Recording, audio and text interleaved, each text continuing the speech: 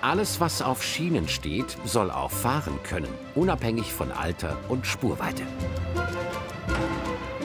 Eine Bahnwerkstatt will es ermöglichen. Sie prägt den vielfältigen Zugverkehr im Mansfelder Land.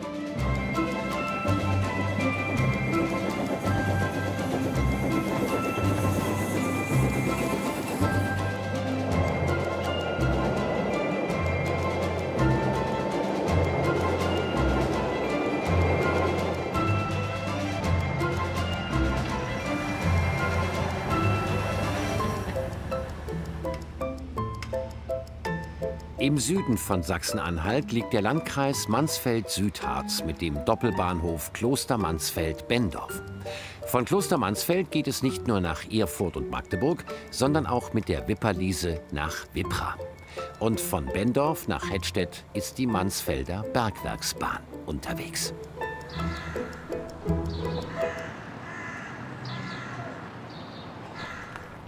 Direkt hinter dem Doppelbahnhof laufen alle Fäden zusammen.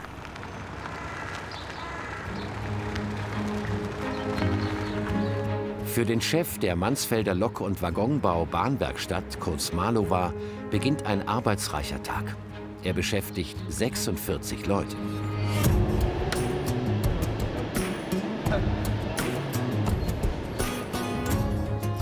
Nach der Wende griff Gerhard Kellner zu. Gemeinsam mit anderen übernahm er die Werkstatt des Mansfeld-Kombinats.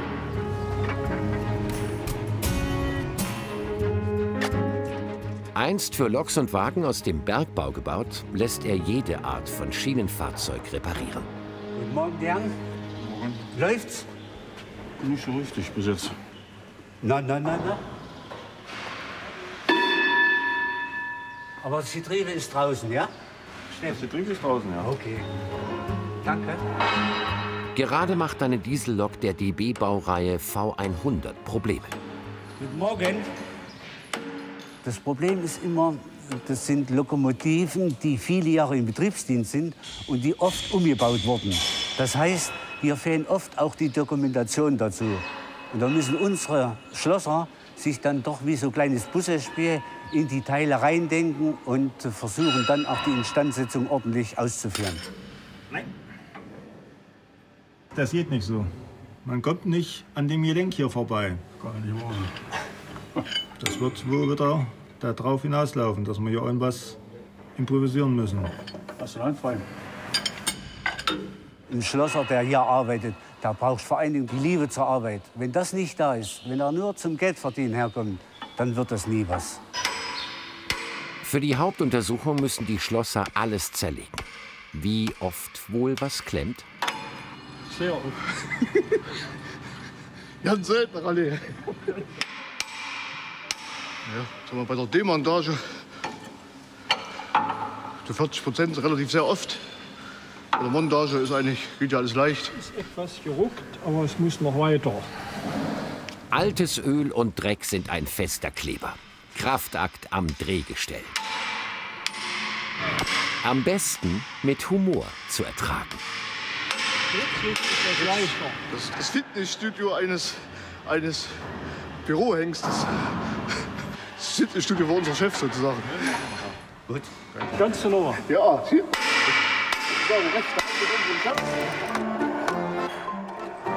Die Reparatur ist keine Fließbandarbeit. So manche Hauptuntersuchung dauert länger als gedacht.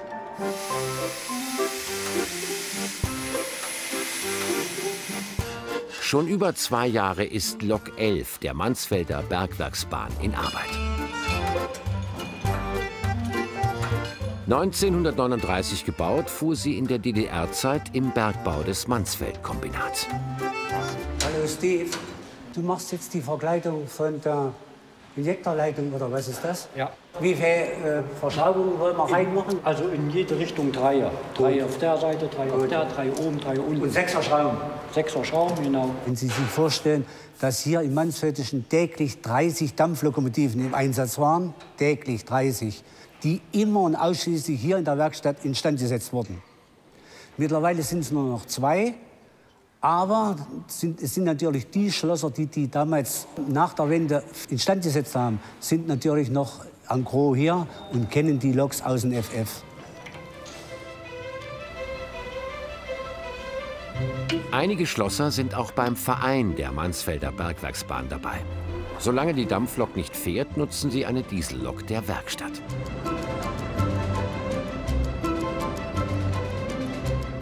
Gleich nebenan hat der Verein seinen Schmalspurbahnhof mit Namen Bendorf. Daneben das normalspurige Abstellgleis der Werkstatt. Hier ist einfach alles mit allem verknüpft.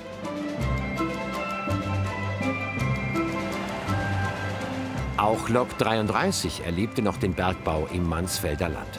Von 1880 bis 1969 transportierte die Bergwerksbahn Kupfererz.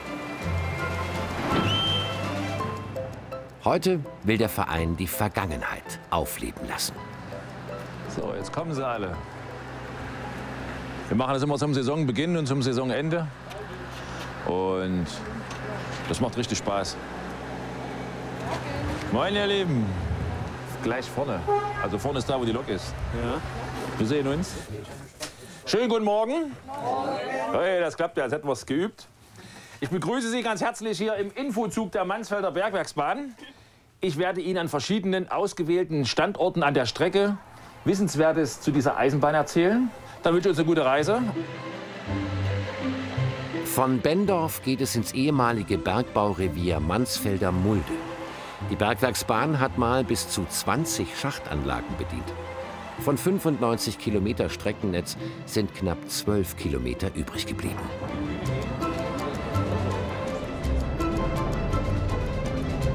Wie riesige Maulwurfshügel ragen Halden in die Höhe. Relikte intensiven Kupferschieferabbaus. Können wir mal die Tür zumachen, bitte? Der Bahnanschluss erleichterte den Bergbau, wie hier am Zirkelschacht. Die Schmalspurbahn transportierte das Kupfererz zu den Hütten und Normalspurbahnhöfen. Zirkelschacht, Zirkelschacht! Aus nutzlosem Gestein schütteten die Bergleute die Flachhalde auf. 3,5 Millionen Kubikmeter in nur 36 Betriebsjahren.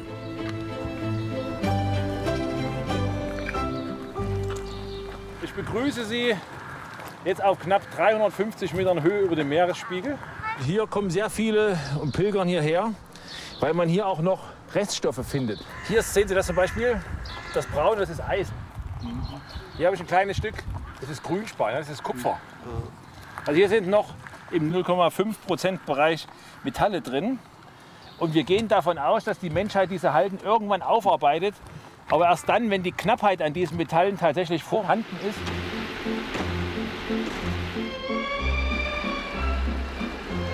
Auch Bergbaugeschichte, das letzte erhaltene Gleisdreieck.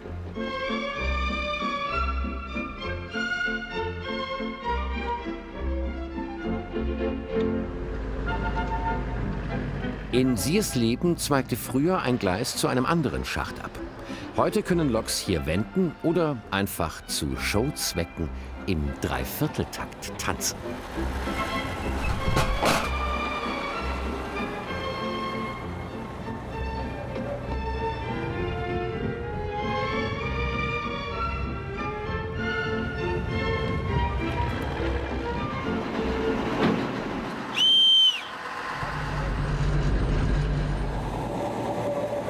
Auf zur nächsten Attraktion.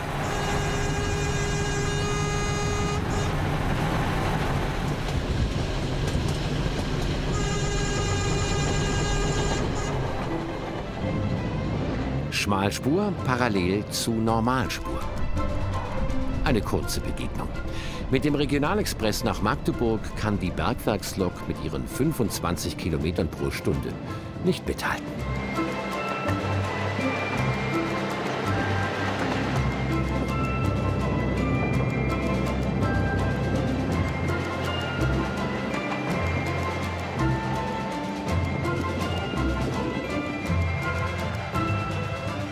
Das letzte Stück bis Hettstedt ist auch das älteste. In Betrieb seit 1880, genauso wie der Endbahnhof Kupferkammerhütte. Die Bahn gilt als älteste betriebsfähige Schmalspurbahn Deutschlands. Nach und nach saniert der Verein die Gebäude. Den Uhrenturm hat er neu aufbauen müssen. Nur das Fundament war erhalten. Im Lokschuppen lagert, was nicht einsatzfähig ist. Und auch das, was einsatzfähig gemacht werden soll. Heute ein sächsischer Personenwagen. 24. Wie viel? 24. Seite legen. Eigentlich machen sie alle aus ein und demselben Grund mit. Einfach die Begeisterung zur Bahn. Also, es kam auch hauptsächlich, dass ich neben der Bahn wohne. Wenn man hier wohnt und Zeit hat, ist das vielleicht gar nicht so ein sinnloses Hobby. Das ist ja auch so das Handwerkliche, das machen ja heutzutage auch nicht mehr viele. Die meisten wollen ja nur noch am PC sitzen und sowas, und da ist das ja was anderes. Ich kann nicht genug kriegen davon. Besser als wenn ich irgendwo eine Kneipe hier irgendwo eine Kante gebe. So, jetzt müsste es. Ja. Wie immer, zuerst müssen sie alles auseinanderbauen. Nee, das hat noch nichts gebracht. Wenn wir jetzt hier ein bisschen Spiel reinkriegen, passt es nicht. Jetzt biegst du nur auf. Nee, schön festgegammelt. Na, ich komm mal runter. Das ist eigentlich immer so. Wenn irgendwelche Teile ewig zusammen waren und ein bisschen vergammelt sind, Dreck dran ist, Rost dran ist, das ist immer schwierig. Aber irgendwo bei euch nicht, oder was? Was? Aber irgendwo nicht. Noch nicht. Der Puffer will einfach nicht raus. Da muss ein Profischlosser aus der Malower Bahnwerkstatt ran, der auch ehrenamtlich mitmacht. Und du kannst das so gut. Du kannst das. Ich kann alles. Nicht. Ja, was soll ich sagen? Viel zu viel Spannung auf der Pufferfeder. Wer zu viel Spannung ist, bekommt wieder diesen Puffer nicht raus. Ja, wir haben ja ein Problem, finden gemeinsam eine Lösung, und das ist ja auch ein schönes Ziel. Und führt zum Erfolg. Hofft man. Voller Körpereinsatz. Wenn es mal blutet, ja, dann ist es so. Das, was du gemacht hast, hat dir geholfen, ja? Ja. Nee, warte mal. Langsam.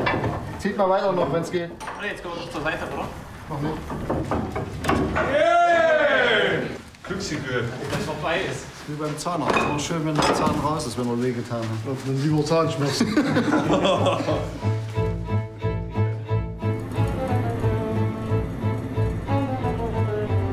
Zurück in der Profi-Werkstatt in Benndorf.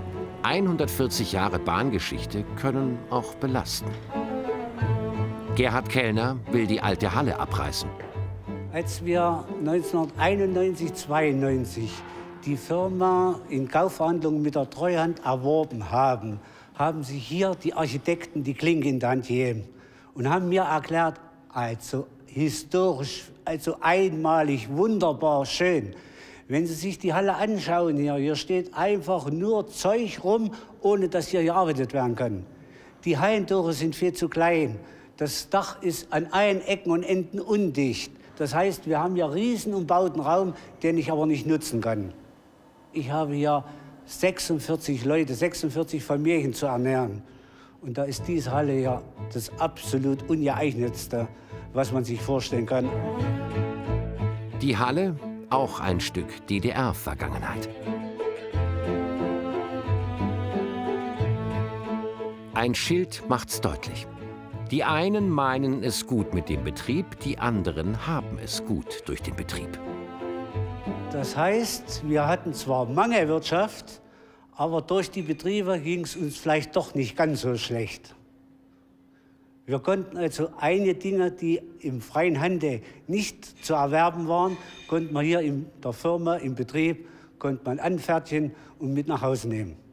Und weil wir gern in der DDR gewohnt haben, bleibt es auch so lange hängen, solange wie ich hier in der Werkstatt arbeite.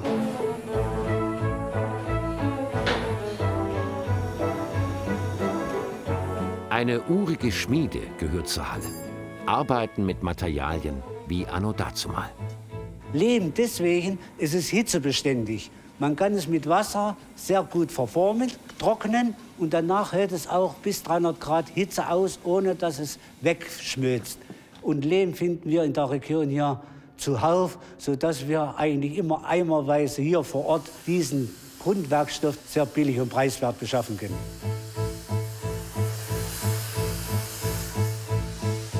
In dieser Schmiede werden Arbeiten ausgeführt, die unbedingt notwendig sind für historische, aber auch für neuere Fahrzeuge, wie zum Beispiel Lagergießen. Das lässt sich weder mit einer Flamme, noch mit dem Hochofen, noch mit dem Wärmeofen erledigen. Das lässt sich wirklich nur im Schmiedefeuer erledigen. Deswegen wird diese Schmiede, wenn das Gebäude abgerissen wird, auch an anderer Stelle wieder neu, moderner eingerichtet.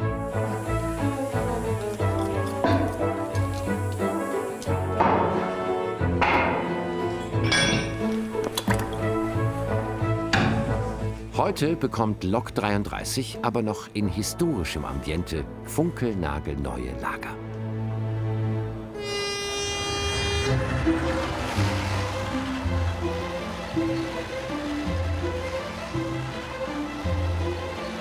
Schmalspur trifft Normalspur.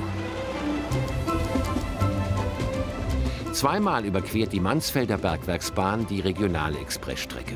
Diesmal gibt es ein zweites Normalspurgleis und eine Brücke mit Geschichte. Infohalt! Wir haben einen Infohalt! Dann bleiben Sie bitte mal zurück und wir schieben jetzt den Zug zurück. Der Verein will eine außergewöhnliche Zugbegegnung inszenieren. Die Brücke, die Sie hier sehen, ist die Brücke Nummer 22. Quintessenz ist, dass man hier zwei Eisenbahnstrecken überspannt hat. Die Kanonenbahn ist die eine Strecke, die nach Berlin geht. Diese Kanonenbahn hat eine besondere Geschichte. Nach dem Deutsch-Französischen Krieg hat man nämlich gesagt, wir müssen in Zukunft nicht beritten zu Pferde, sondern mit der Eisenbahn da einrücken. Diese Eisenbahn geht bis nach Metz in Frankreich.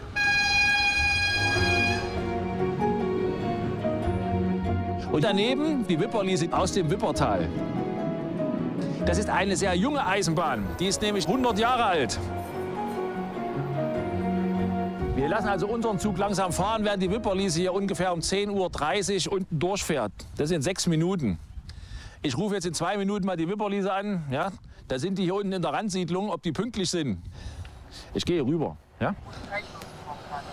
Oh Gott, oh Gott. Okay. Die haben 3-4 Minuten Verspätung. Die waren eben erst in Mansfeld. Und hier fahren wir ab. Jawohl.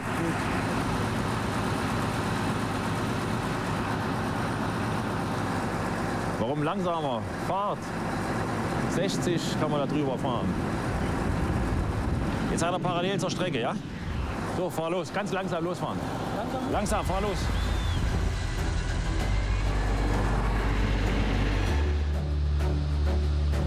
Ja, nee, fahr.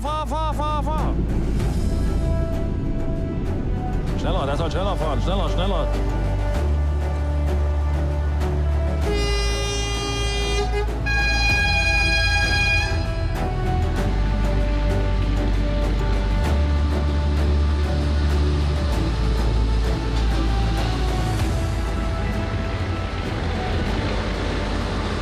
Das war's. Hat geklappt.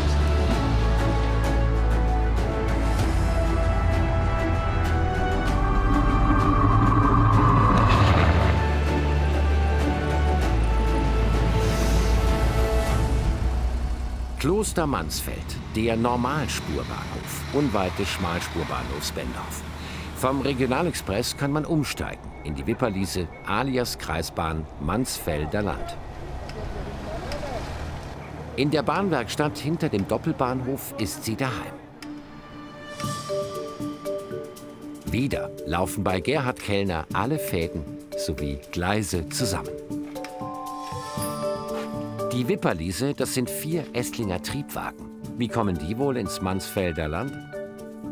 Irgendwann ist mal ein Verein aus Stuttgart auf uns drauf zugekommen, die gesagt haben, wir haben Triebwagen, die möchten wir gerne restaurieren. Und da habe ich gesagt, okay, sehr schön, machen wir euch ein Angebot.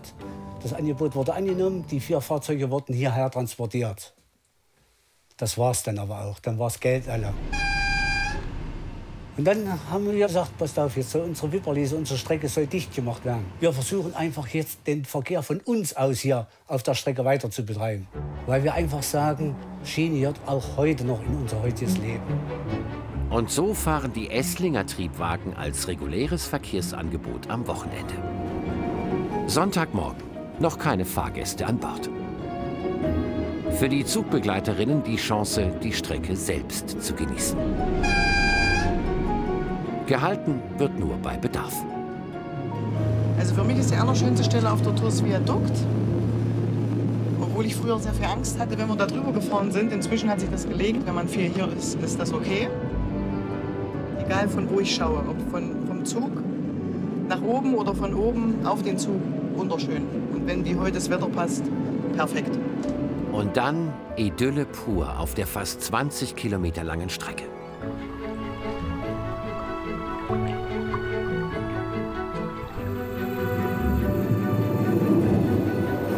Der Zug folgt der Wipper, dem Flüsschen, dem er seinen Namen verdankt. Zu DDR-Zeiten war das Tal ein beliebtes Feriengebiet. Die Natur zum Teil sehr unberührt noch. Ein sehr großes Highlight ist der Rammelburger Tunnel für unsere kleinen Fahrgäste. Bevor der Tunnel gebaut wurde, gab es dort eine Familie. Und die hat gestört, wenn die Eisenbahn hier lang fuhr, weil das doch sehr viel Lärm machte. Nur darum wurde dieser Tunnel gebaut.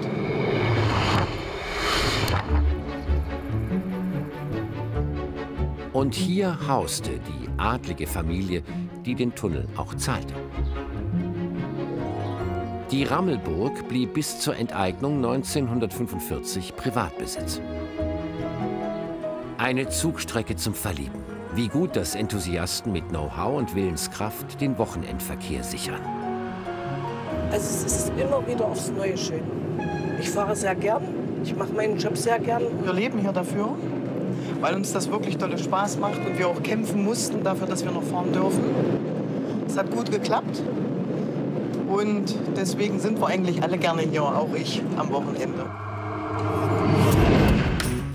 Ein halbes Jahr später, was ist aus der V100 geworden?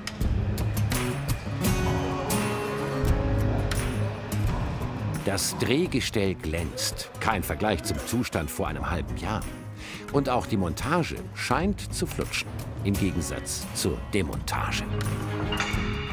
Guten Tag, Marcel. Hallo. Alles okay? Alles okay. Dabei hat es bei der Hauptuntersuchung durchaus Schwierigkeiten gegeben. Drehgestell ist Drehgestell, aber die Aufbauten sind unterschiedlich. Der Aufbau von diesem Drehgestell, sieht man hier, ist nicht ein gegossener Rahmen oder geschweißter, hier ist es ein Rundrahmen.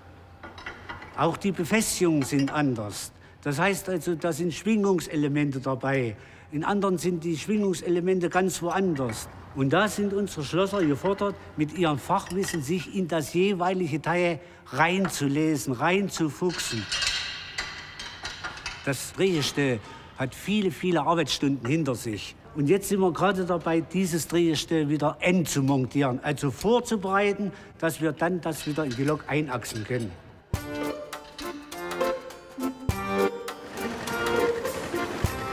Lok 11 der Mansfelder Bergwerksbahn sollte dagegen endlich fahrtüchtig sein. Für den Dampflokschlosser ein großer Moment.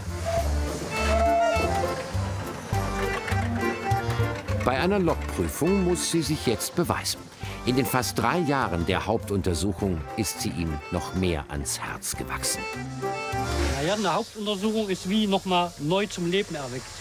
Das war schon vorher mein Baby. Nur jetzt haben wir es noch mal frisch geboren. Kennst du das, ja? Doch, frisch geboren. Also, wir machen jetzt Folgendes. Wir haben ja noch 3, 4 Mängel aus der ersten Probefahrt. Die würden wir jetzt prüfen, ob die abgestellt sind. Okay. Nochmal das Fahrwerk, die Temperaturen und auch diese seinerzeit festgestellten Undichtigkeiten. Weil Bahnwerkstatt und Bergwerksbahn eng verbandelt sind, hat der Vereinsvorsitzende einen Gutachter bestellt. Das ist das sogenannte Vier-Augen-Prinzip. Dass einer, der nicht bei der unmittelbaren Hauptuntersuchung dabei war, dass der noch mal unvoreingenommen alles kontrollieren kann. Und diese Rolle, die nehme ich heute wahr.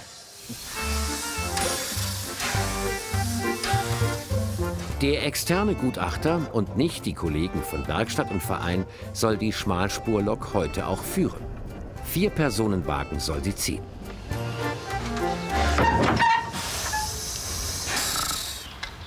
Bereits vor der Abfahrt treten erste Probleme auf, die der Schlosser lösen muss. Hier hat eine kleine Undichtigkeit. Sieht man ja hier noch der Dampf raus. Das soll er möglichst mit bei so einer neuen Lok. Und da muss man ab und zu mal die Schraube nachziehen oder die Mutter. Das ist was ganz Kleines. Es wird ja schon immer besser. Ich vermute, dass Mario beim Lackieren da drauf lang balanciert ist und da hat sich das verrutscht. Das ist etwas blöd, wenn jetzt ja der Elektrik was nicht ist. Oder können wir das nachher? Da unten hinten stimmt die Schaltung nicht. Wir hatten das letzte Mal, dass oben die Lampe gegangen ist. Ja. Der war ja kaputt, die Sicherung. Genau. Also die Dings, Fassung. Irgendwas war. Vorne ist alles so Paletti. Vorne ist alles gut. Einsteigen bitte. Von Bendorf nach Hettstedt. Eine Probefahrt auf der Hausstrecke der Mansfelder Bergwerksbahn.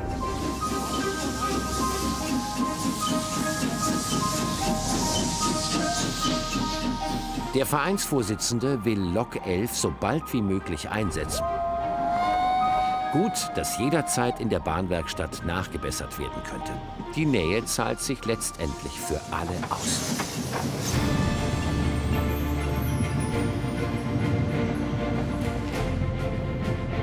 Nochmal geht es dicht vorbei an den Abraumhalden aus der Bergbauzeit, der die Schmalspurbahn ihre Existenz verdankt. Endlich dampft es wieder im Mansfelder Land.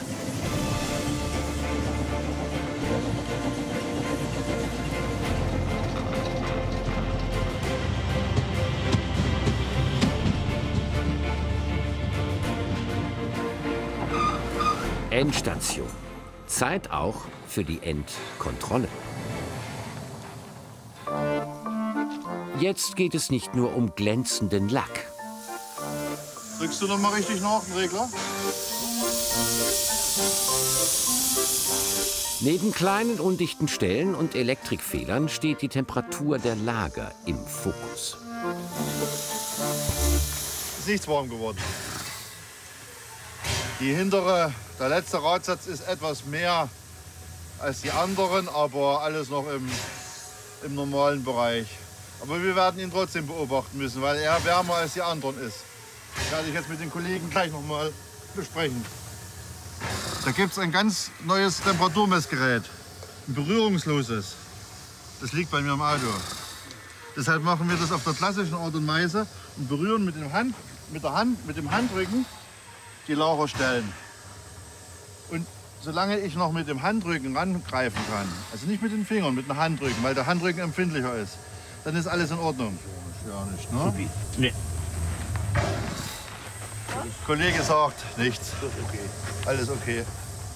Ja, das ist genau das Ding. Nummer 1.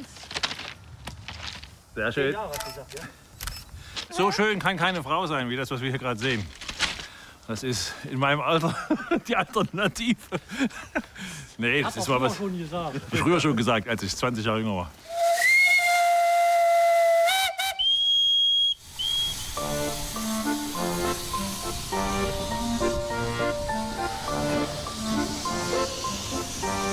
Vielfalt auf Schienen und gestandene Männer, die sich mit Fachwissen und Durchsetzungsvermögen gemeinsam dafür einsetzen.